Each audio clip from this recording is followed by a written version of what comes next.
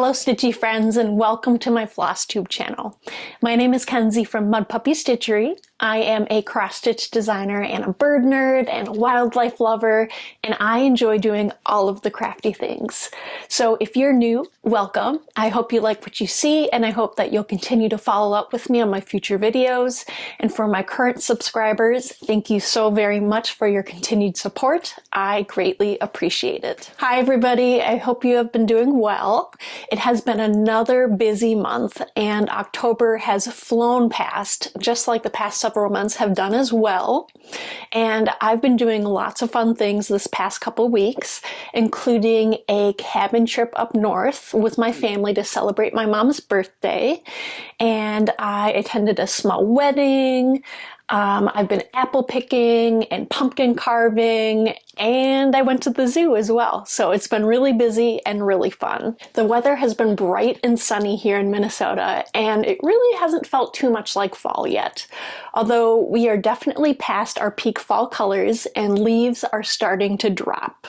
Although it's still pretty warm out, and I think within the next couple weeks we should start cooling down just a little bit. For a couple days I've had to pull out my car window scraper just because it's frosted overnight, so not looking forward to more of that. But anyways, I have lots of things to show you this week and lots of new starts, so I think we should get right into it. Now let's start with some of the new cross-stitch starts, and then we can chat about my new pattern release and a new crochet start. My first new start was the Black-Bellied Whistling Ducks by Lindy Stitches. And this was generously gifted to me, along with all of the other Bird Crush bird charts in the lineup, by my wonderful friend Gwen.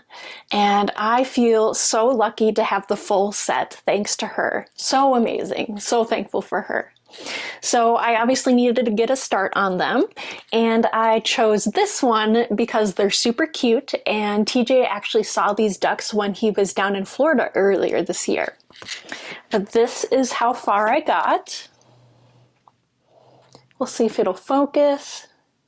So I got one duck down, another to go, and I am loving this beautiful hand-dyed variegated pinky red floss that came with the kit. It is such great variegation, and I am really enjoying working with it. So I am stitching this on an 18 count silver fox by Fiber on a Whim Fabrics, which is this greeny grayish blue, and it's looking great on this fabric. The only thing in the chart that I am planning on changing are these bright yellow leaves. I'm not sure if it's like a specific type of plant, but I wanted to change them to green leaves instead. And I don't have any idea how I'm going to fully finish this yet. Maybe like some sort of vintagey looking wooden hoop finish. I'm not sure, but I've got time to think about it. But this is Black-Bellied Whistling Ducks by Lindy Stitches. The next new start I had to start while I was on my cabin trip on the first week of October, and this is one that I have been itching to get a start on. And this is the American Kestrel by Chickadee Needleworks on Etsy, and it is so simple and so elegant, and I just love it. There's only 5 colors, and so I also decided to start it on 18 count silver fox by Fiber on a Whim Fabrics. And so this is how far I got. So I've got most of the male kestrel outlined, and so I can do some of the back and forth fill-in, which will be really, really nice. And the females are mostly rusty red. So this is the female right here. And so you can see the really dark malar stripes under their eye, which signifies that this is a falcon. I absolutely love American kestrels. They are one of my favorite birds of all time, and they're just absolutely gorgeous little fierce raptors. So I'm not entirely sure how I'm going to fully finish this piece either, but like I said, I've got time to think about it. And I think the moon behind them is definitely going to be a beast to stitch, but it will definitely be worth it. But this is American Kestrel by Chickadee Needleworks on Etsy, and I am excited to get back to this. I was able to release a new chart the past couple weeks, and it's called Osprey Oranges, which is chart 4 out of 6 in my Raptors and Fruit series. I absolutely love Osprey, and I'll have to do a wildlife minute sometime soon about specifically highlighting how cool these birds are. They're just so striking and absolutely gorgeous. And you'll notice there's a whole bunch of fish on the chart.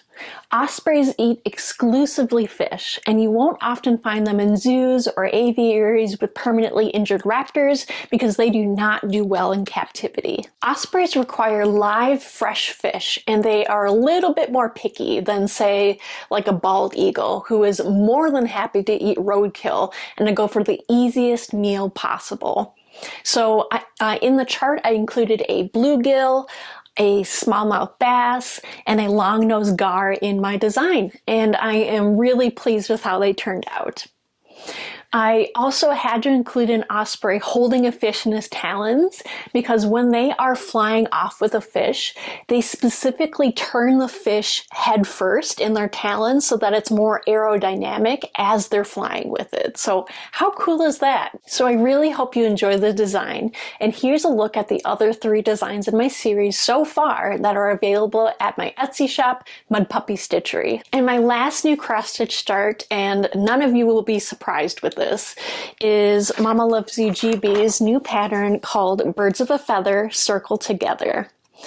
And it is this beautiful reproduction pattern, and my friend Kim and I were eagerly awaiting Michelle to release this.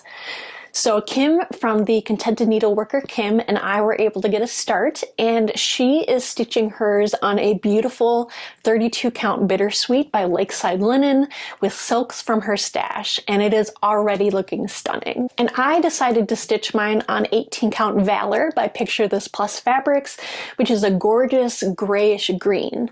And here is how mine has turned out so far. So you'll notice the colors are completely different than the pattern cover. I decided to completely change the colors and slightly adjust some of the shapes of the birds to represent native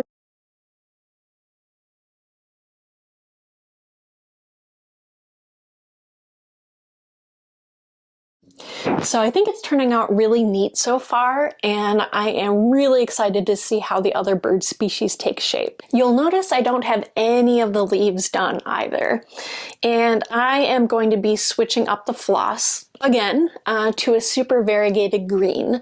And I just recently put in an order into 123 Stitch with a whole variety of Weeks Dye Works flosses that I'm interested in. So you'll be able to see those next time in my next video. So super excited about that. But I'm loving how it's turning out. And if you're interested in joining Kim and I in a stitch along, please do join us and tag us on Instagram. That would be so much fun. I actually just started a new crochet project with some yarn that's been in my stash for a little bit. And this is the back panel and partial front panel of the Moss Stitch cardigan from AC Crochets here on YouTube, which I will link down below as well.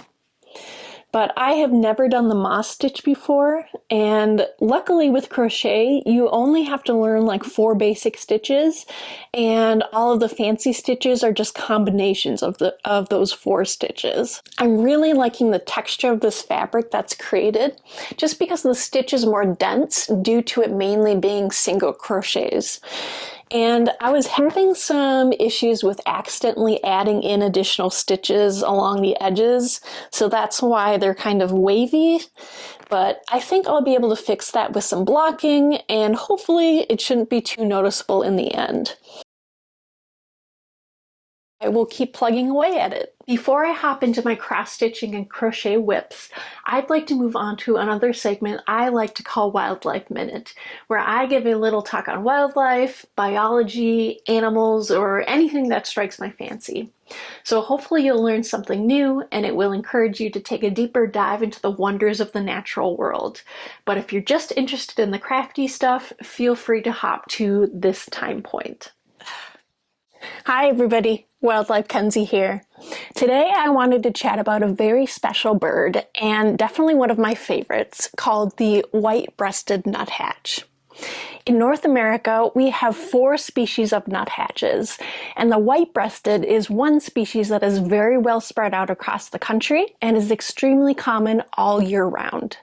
So you've most likely seen a white-breasted nuthatch if you have a bird feeder or live somewhere with lots of deciduous trees. They are very distinctive looking, with the males having a dark cap, a white belly, and a bluish back, and the females looking almost exactly the same except with a lighter gray cap. Their behavior is also quite distinctive, and you'll see them vertically walking up and down the tree trunks, seemingly defying gravity, and it's actually quite funny looking, which is why I love them so much. And they mainly eat insects and spiders during the warmer months, and seeds and suet during the colder months. And they like to stash food underneath little openings in the bark of trees to save for later. This is often how they will break open tough seeds, by positioning that seed in a little wedge in the bark and then using their beak to break it open. So they use their environment around them to help them hide food, and also to help them get access to certain food sources. And there are many ways that you can encourage white-breasted nuthatches to visit your area. And one way would be placing out large seeds and nuts at your feeders, especially in the colder months, to help them supplement their mainly insect diet.